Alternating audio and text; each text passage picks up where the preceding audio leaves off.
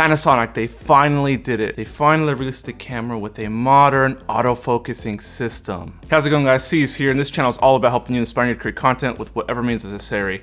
So if you're interested in learning about technology, gear, other ways of creating content, make sure you subscribe and hit the bell for notifications. If you guys don't already know, earlier today, Panasonic just announced the new S5 Mark II as well as the Mark IIX. Both of these new models feature a brand new phase detect autofocusing system like that seen in Sony and Canon cameras. Now, obviously, these are hybrid cameras designed for those of you who shoot video and photo, like us, like you guys that watch my channel, but are really looking more towards the video side and are looking for some really crazy resolutions as well as different ways of creating content, like a full sensor readout mode. So in scenarios where you want to create short form content and you don't have to reset up your whole shoot like I usually do whenever I want to create shorts, you can just shoot in this one mode and you can crop in later in post. Now, what I really want to talk about is what this means for us, for you guys who currently either have a G7, G85, G95, maybe even a GH6, what this means for the rest of Panasonic's lineup.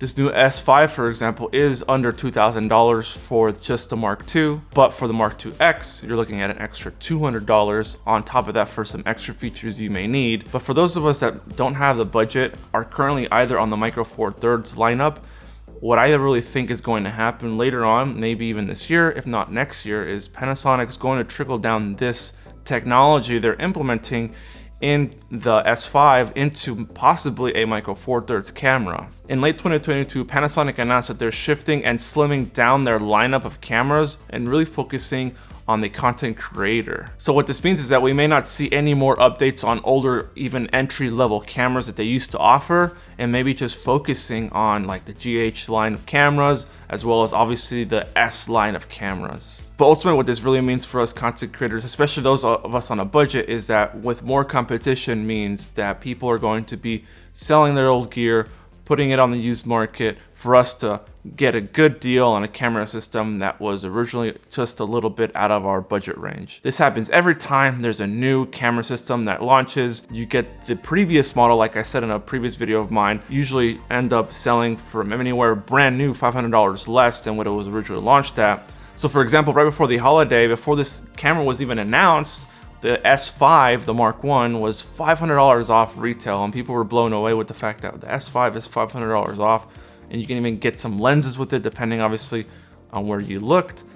And for most of us, we're like, wow, if we wanted to get into full frame, we now can if you had a budget, if you're saving up money that year for that. Now, if you really wait and hold off for people to buy the new S5 Mark II and are gonna probably sell their older gear, or those that are switching possibly from Sony to Panasonic or Canon to Panasonic to get this new Mark II, they're gonna sell off their old gear at the current market value on the used market. And obviously the GH5, the GH6, maybe even those of you that are looking to get into full frame will end up selling their Micro Four Thirds cameras on the used market in hopes of you guys getting a good deal out there. All in all, this is all really good news. The fact that Panasonic is finally releasing a camera with a modern autofocusing system, something that at least competes with what's out there.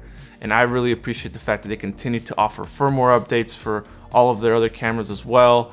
A lot of camera companies just forget about their old previous models after a year or two, but Panasonic continues to offer updates for their cameras and adding features, fixing bugs, fixing issues that you guys end up reporting on. And if I happen to get my hands on one, whether I rent one out or possibly even buy a new S5, I'm definitely going to create content around it, because there's a lot of different features and use cases that you guys can definitely take advantage of. And it's just a really great all-around camera, just based on the specifications, the ability to obviously record in 6K, anamorphic modes, all of these other things.